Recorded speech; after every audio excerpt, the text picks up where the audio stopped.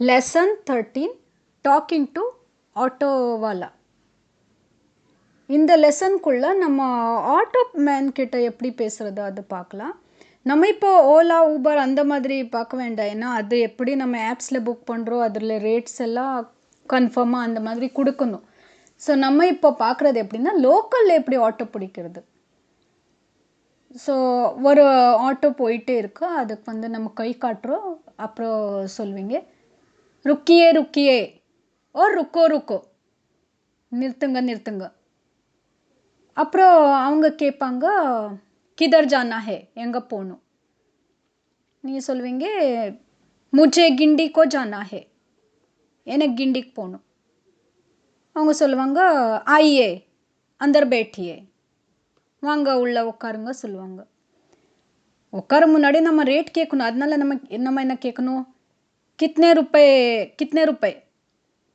எத்தனை ருப்பீஸ், கித்னா ருப்பே ஹோகா எவ்வளோ ருப்பீஸ் ஆகிடும், கித்னே ருப்பே லேங்கே எவ்வளோ ருப்பீஸ் வாங்குவீங்க. இந்த மாதிரி ஏதாச்சும் ஒன்று போடலாம் நம்ம. அதுக்கப்புறம் அவங்க சொல்லுவாங்க 200 ருப்பே தீஜியே, 200 கொடுங்க. அப்படியாச்சும் சொல்லுவாங்க 200 ருப்பே ஹோகா, அந்த மாதிரி சொல்லுவாங்க. அப்புறம் நீங்கள் கேட்குறீங்க 200 ருப்பே 200, 200 ருப்பே ஜாதா ஹோ கயா, 200 அதிகமாகிடுச்சு, தோடா கம் கீஜியே, கொஞ்சம் கம்மி பண்ணுங்க. அப்படியாச்சும் சொல்லுவோம். இல்லை நம்ம ஒரு ரேட் ஃபிக்ஸ் பண்ணி என்ன சொல்லலாம், அங்கே 150 ருப்பேக்கோ ஆயே 150க்கு வாங்க. நான் 150 லாஜிக் உங்களுக்கு புரிய வச்சுருக்கேன் இல்லை, 1.5.0.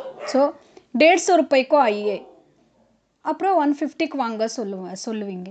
அதுக்கு அவங்க சொல்லுவாங்க நஹி நஹி, இல்லை இல்லை, நஹி ஹோ சக்தா, ஓ நஹி ஹோ சக்தா ஹே, முடியாது அப்படி சொல்லுவாங்க. அப்புறம் நீங்கள் என்ன சொல்லுவீங்க கித்னா தேது, எவ்வளோ கொடுக்கட்டும்.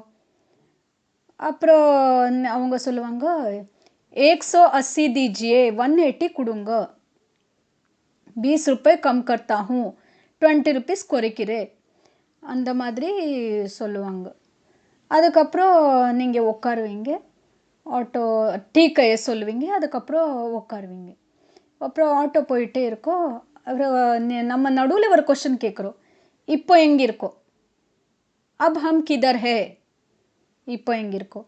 அவங்க சொல்லுவாங்க ஏதோ ஒரு பாயிண்ட் சொல்லுவாங்க, வேலைச்சேரி மே ஹே அந்த மாதிரி சொல்லுவாங்க, இல்லை பழவந்தாங்கல் அந்த மாதிரி, பழவந்தாங்கல் மே ஹே.